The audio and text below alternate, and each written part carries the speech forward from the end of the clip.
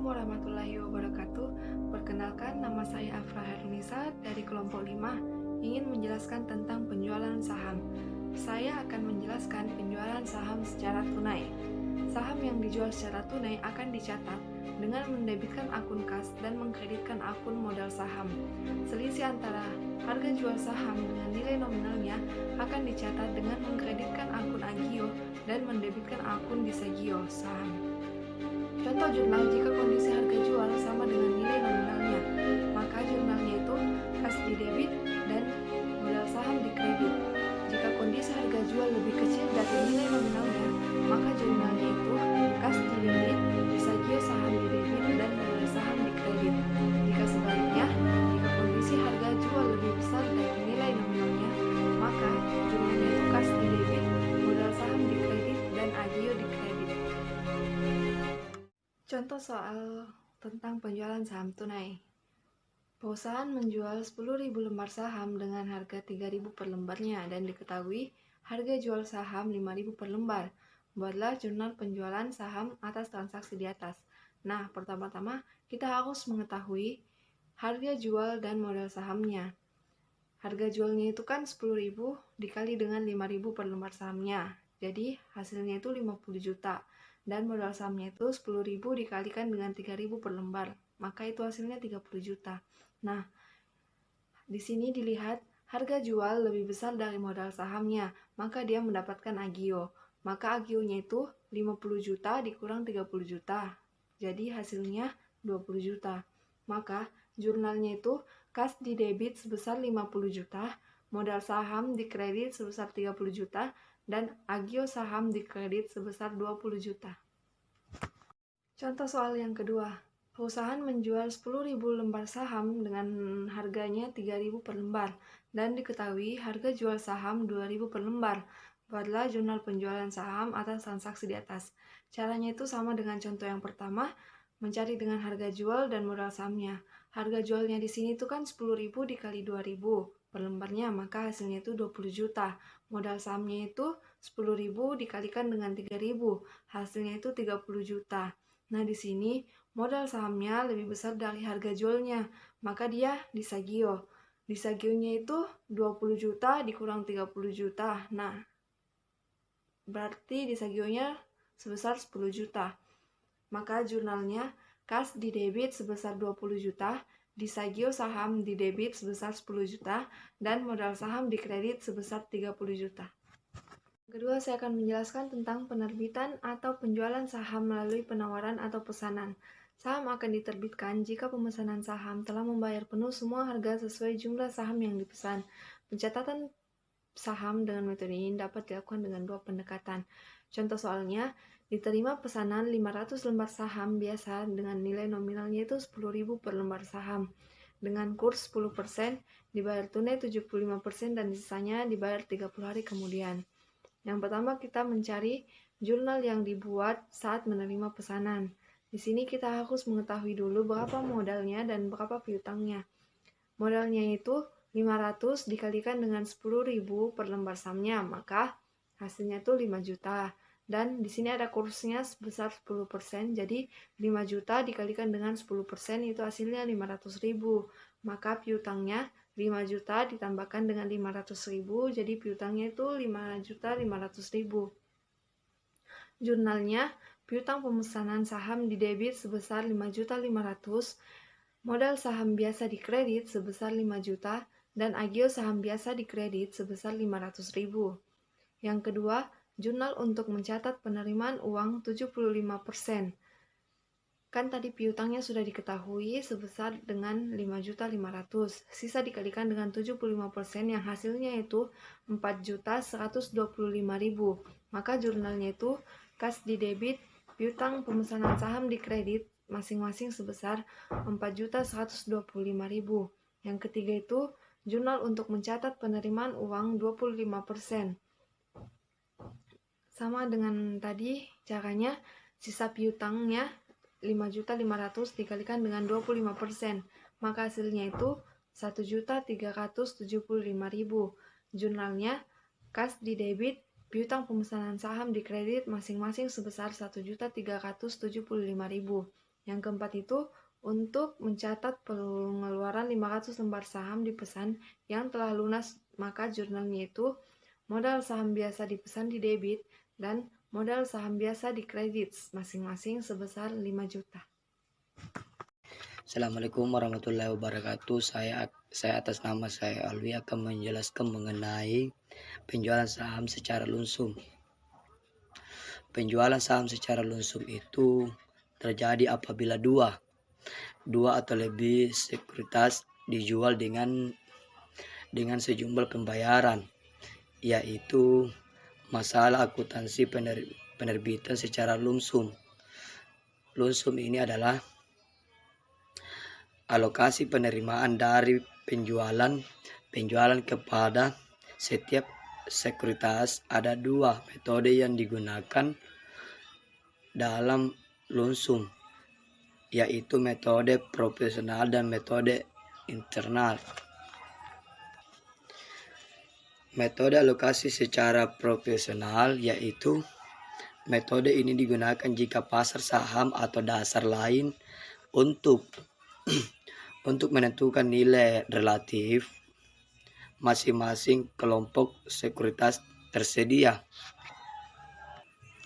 Sedangkan metode yang kedua itu metode inkremental, yaitu jika nilai pasar wajar tidak dapat ditentukan. Metode internal digunakan nilai pasar surat berharga yang digunakan sebagai alokasi nilai saham yang diketahui, dan sisanya dialokasikan kepada saham yang nilai pasarannya tidak diketahui. Dan pengeluaran saham dengan transaksi non-cash sering terjadi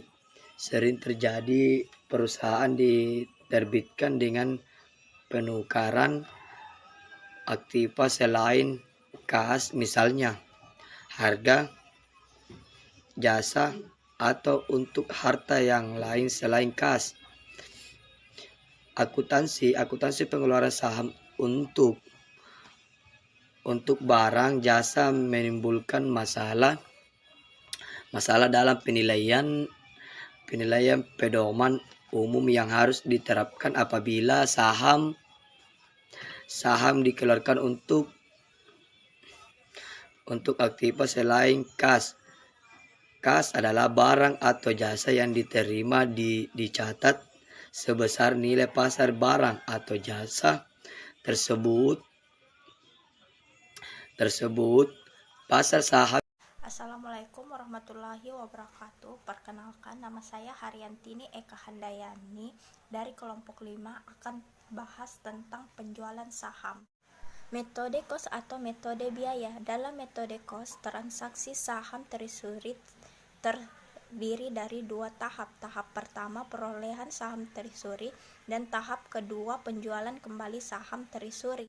Pada saat perolehan rekening saham treasury di debit sebesar harga perolehan, dan pada saat penjualan kembali di kredit dengan jumlah yang sama. Apabila saham treasury diperoleh pada waktu dan harga yang berbeda-beda, untuk menentukan harga perolehan saham treasury yang dijual kembali dapat digunakan metode identifikasi khusus seperti FIFO, rata-rata, dan nilai dan lain-lain. Dalam metode kos, harga penjualan penerbitan saham mula-mula tidak mempengaruhi pencatatan perolehan dan penerbitan kembali saham treasury.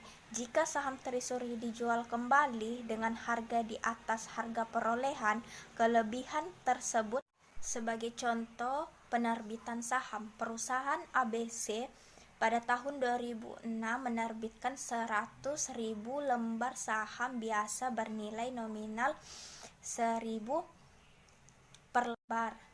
Saham tersebut dijual dengan harga 1.500 per lembar.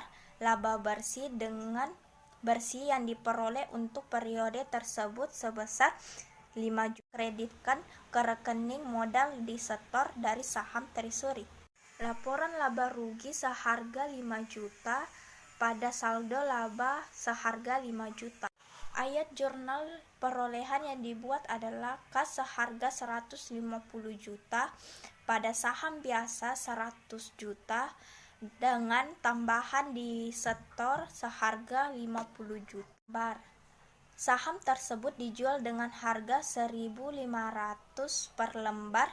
Laba bersih dengan bersih yang diperoleh untuk periode tersebut sebesar 5 juta. Pada akhir 2006, perusahaan melaporkan ekuitas di neraca perusahaan adalah sebagai berikut.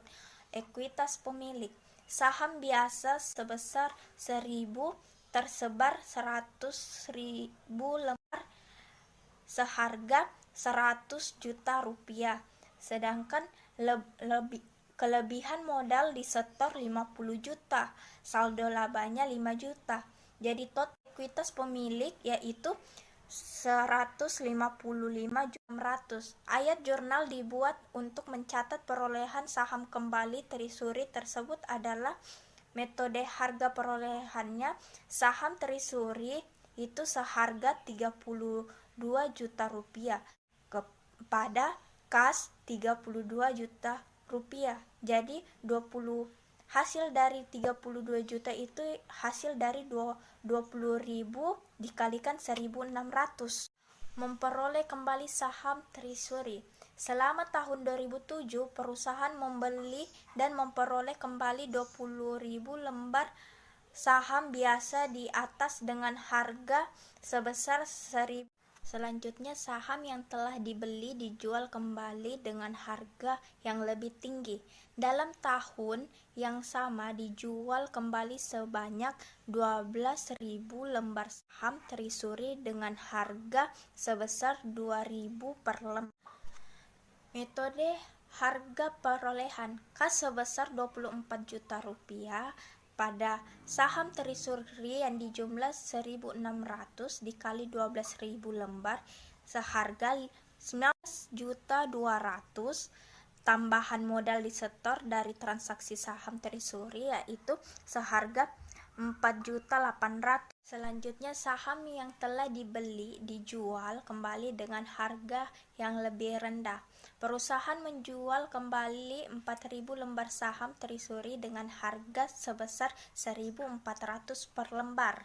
Metode harga perolehan kas sebesar 5.600 rupiah, tambahan modal disetor atau saldo laba sebesar 800.000 rupiah pada saham terisuri yang dijumlah 2.000 dikali 12 lembar yaitu 6.400.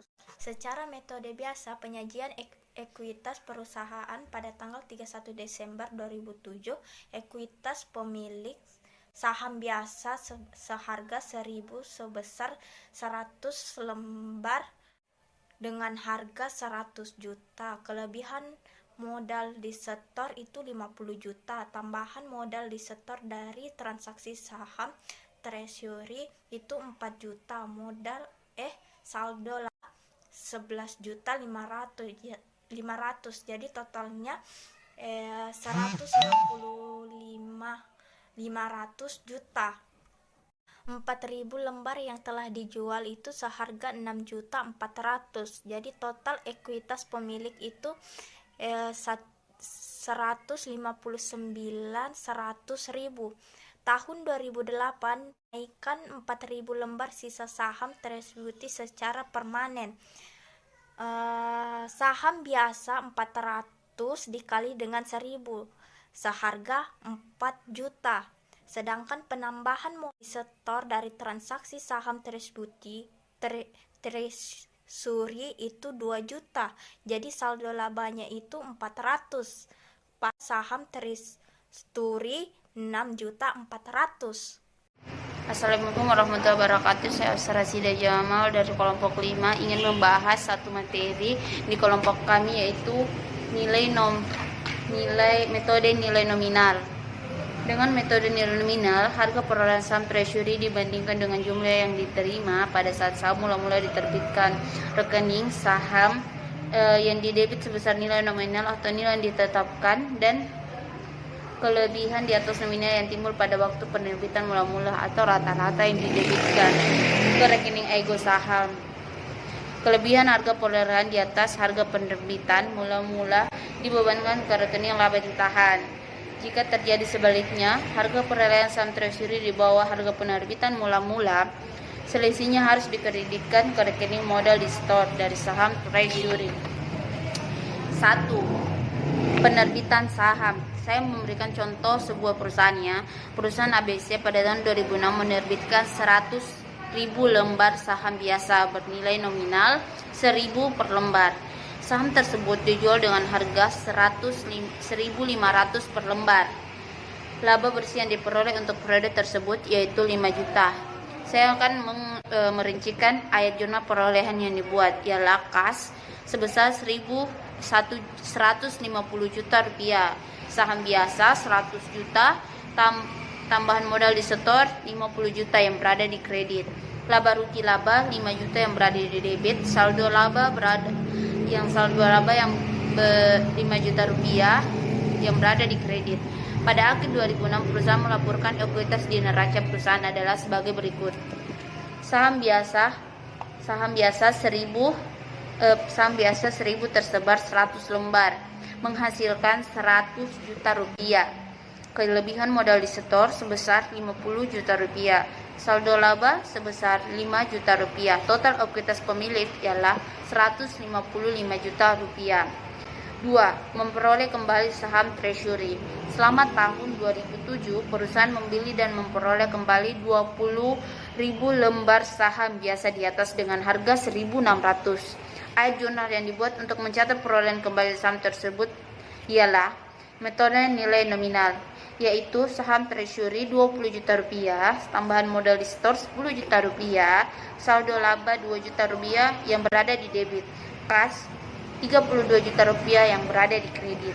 Nomor 3, saham yang telah dibeli dijual kembali dengan harga lebih tinggi.